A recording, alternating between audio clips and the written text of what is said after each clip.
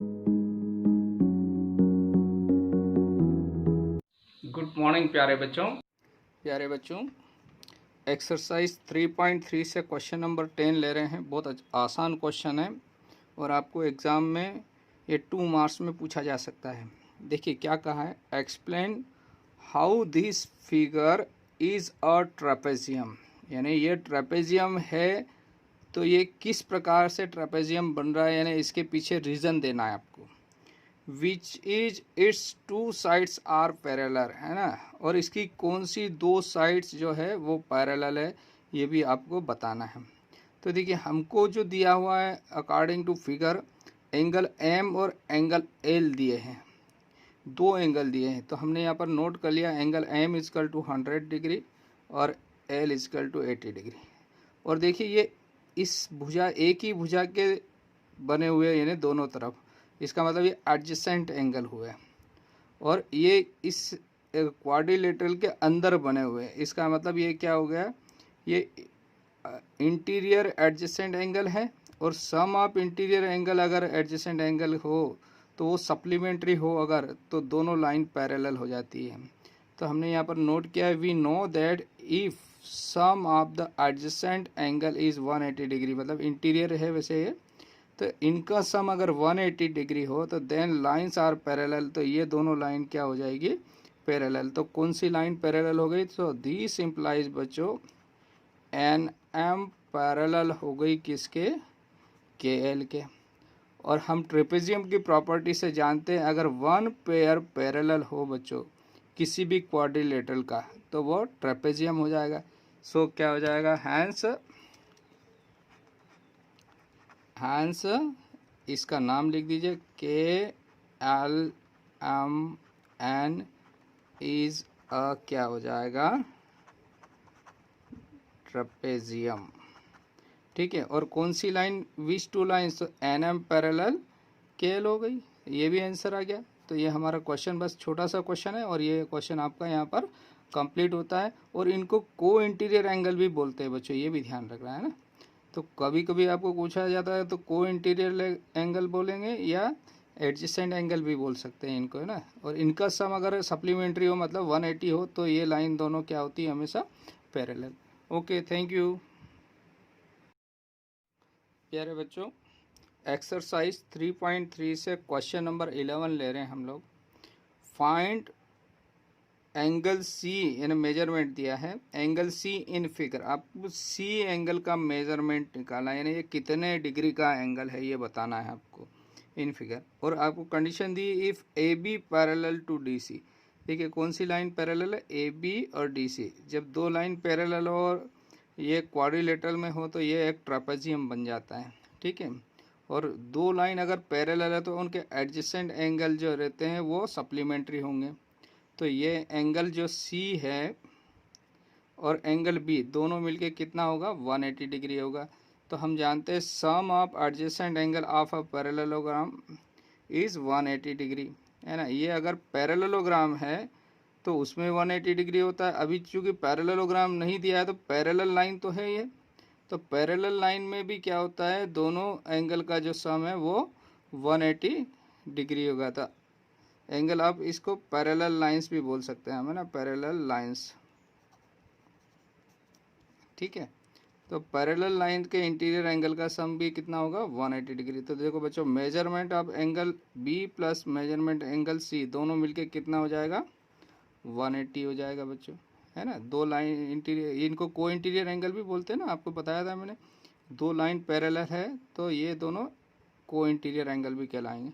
तो यहाँ पर एंगल बी का वैल्यू आपको दिया है 120 डिग्री, मीन्स इसका मेजरमेंट है 120 degree, plus measurement of angle C is equal to 180, है ना। 120 को उधर ट्रांसफ़र कर दिया बच्चों, तो 180 माइनस 120 कितना आ गया बच्चों, तो ये एंगल सी का जो मेजरमेंट है वो आ गया 60 डिग्री ना। बहुत आसान क्वेश्चन है ये, आपको 2 मार्क्स में या 1 मार्क्स में क्वेश्चन आ सकता है एग्ज़ाम में।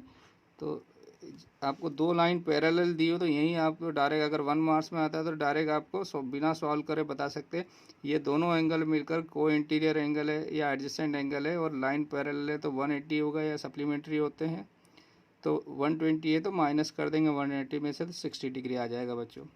ठीक है, आप कर लेंगे बच्चों। Okay, thank you.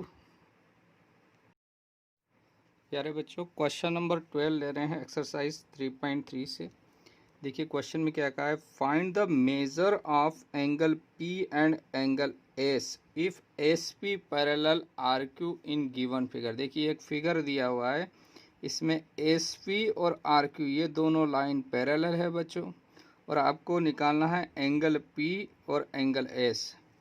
और यहाँ पर आपको दो एंगल दिए, एंगल क्यू 130 है और एंगल आर कितना हो जाएगा बच्चों 90, राइट एंगल दिया ना 90। तो ये दोनों एंगल एडजेसेंट कहलाते हैं बच्चों, है ना, एडजेसेंट इंटीरियर एंगल, और ये दोनों आपस में क्या होंगे, सप्लीमेंट्री होंगे। तो अगर ये 90 है तो ये भी 90 हो जाएगा बच्चों, दोनों मिलके 180। तो एंगल एस तो हमारा आसानी से आ गया बच्चों। नेक्स्ट इधर देखिए, ये एस पी और आर क्यू पैरेलल लाइन है बच्चों, तो ये वाला एंगल पी और एंगल क्यू ये दोनों मिलके भी कितना होगा बच्चों, एंगल पी और एंगल क्यू ये दोनों लाइन पैरेलल है, ठीक है ना बच्चों। तो एंगल पी और एंगल क्यू ये दोनों एडजेसेंट एंगल हुए हैं या को इंटीरियर एंगल है, और इन दोनों का सम कितना होगा 180 होगा। तो ये 130 है तो ये कितना आ जाएगा 50 आ जाएगा, हमारा आंसर आ गया। अब इसमें नेक्स्ट और भी कहा है, क्या अगर आपको एंगल आर मालूम हो, यानी ये आर का वैल्यू 90 डिग्री है हमारे पास, is there more than one method to find measurement angle P. तो बच्चों पहले फर्स्ट मेथड यूज़ करते हुए हम एंगल एस और पी निकालते हैं। तो हम जानते हैं given S P parallel R Q, आपको एस पी और आर क्यू पैरेलल दी, तो हम ये जानते हैं बच्चों कि sum of interior adjacent angle is 180 degree, यानी इंटीरियर एंगल का सम कितना होता है 180 डिग्री होगा एडजेसेंट एंगल का, यानी ये आपस में सप्लीमेंट्री होंगे। तो कौन कौन से एंगल सप्लीमेंट्री होंगे बच्चों, देखिए यहाँ से कि angle S plus angle R is equal to 180 degree, और यहाँ से हमें एंगल आर मालूम है तो एंगल एस निकाल सकते हैं। तो 180 तो 90 उधर गया तो आपका क्या मिल गया बच्चों, angle S is equal to 180 minus 90, this implies angle S is equal to 90 degree. तो यहाँ से एंगल एस का वैल्यू आपने निकाल लिया, यानी measurement of angle S is equal to 90 degree आ गया बच्चों। नेक्स्ट हमको निकालना है पी, तो ये दोनों भी एडजेसेंट एंगल हैं एंड इसी प्रॉपर्टी से sum of interior angle of adjacent angle is 180 degree. तो क्या हो जाएगा बच्चों, angle P plus angle Q is equal to 180 degree. यहाँ पर वैल्यू पुट कर रहे हैं, एंगल क्यू का वैल्यू दिया हुआ है बच्चों, कितना दिया है 130, ये 130 दिया हुआ ना, is equal to 180, this implies angle P is equal to 180 minus 130। तो यहाँ से आपको एंगल P का वैल्यू कितना मिल गया बच्चों 50 degree, angle P is equal to 50। तो ये एंगल P और S दोनों निकाल लिए बच्चों आपने फर्स्ट मेथड से। अब उसने कहा है कि एंगल P की और निकालने की और कौन सी मेथड हो सकती है। तो देखिए R हमको मालूम है 90 डिग्री, तो S भी 90 डिग्री हो जाएगा, ये एडजेसेंट एंगल है ना। अब आपको वो कह रहा है P आप किसी और मेथड से निकालो, तो हमारे पास तीन एंगल हमको मालूम हो गया, तो चौथा एंगल निकालना हो किसी क्वाड्रिलेटर में तो कौन सी प्रॉपर्टी यूज़ कर सकते हैं हम, एंगल सम प्रॉपर्टी, है ना। तो हम क्या लिखेंगे, by angle sum property of quadrilateral. Now यहाँ लिख दे देंगे yes one more method is there. To find angle P. Angle P की निकालने की एक और मेथड है, वो कैसी हो गई, बाय, यहाँ लिख देते हैं हम यहाँ आगे, और bye angle sum property, bye angle sum property of quadrilateral.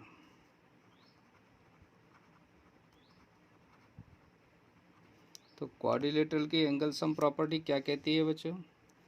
Quadrilateral क्या नाम दिया हमने, पी क्यू आर एस। तो यहाँ से हम नोट कर लेंगे angle P plus angle Q plus angle R plus angle S equal to कितना होता है बच्चों, 360 डिग्री होता है, ये सभी जानते हैं हम लोग। तो इसका चारों एंगल का सम 360 मिल गया हमको। आपको एंगल पी निकालना है बच्चों। एंगल क्यू, देखिए एंगल क्यू हमारे पास कितना है, 130, तो ये 130 है बच्चों। एंगल आर, एंगल आर हमको दिया है 90 डिग्री, और एंगल एस अभी निकाला है 90 डिग्री। अब पी निकालना, तो ये पी निकालने की दूसरी मेथड हम यूज़ कर रहे हैं। कौन सी मेथड है, एंगल सम प्रॉपर्टी, है ना। तो यहाँ से एंगल पी प्लस इनको जोड़ लिया आपने, तो 90 और 90 180 हो गया, 180 और अगर 100 जोड़ते 280, 280 में 30 और ऐड कर दिया तो 310 हो गया बच्चों, इज इक्वल टू 360। 310 को उधर ट्रांसफ़र कर दिए बच्चों, तो angle P is equal to 360 minus 310, तो यहाँ पर आपको मिल गया 50 डिग्री। तो एंगल P को दूसरी जिस मेथड से हमने एंगल सम प्रॉपर्टी से निकाला, उससे भी एंगल P का वैल्यू 50 डिग्री आ रहा है, और जो हमने एडजेसेंट प्रॉपर्टी यूज़ करी थी उससे भी एंगल P 50 डिग्री आ रहा है। तो दोनों ही मेथड से सेम वैल्यू आ रही है। तो यहाँ पर आपका क्वेश्चन नंबर 12 कंप्लीट हुआ बच्चों, है ना। Okay, thank you, have a nice day.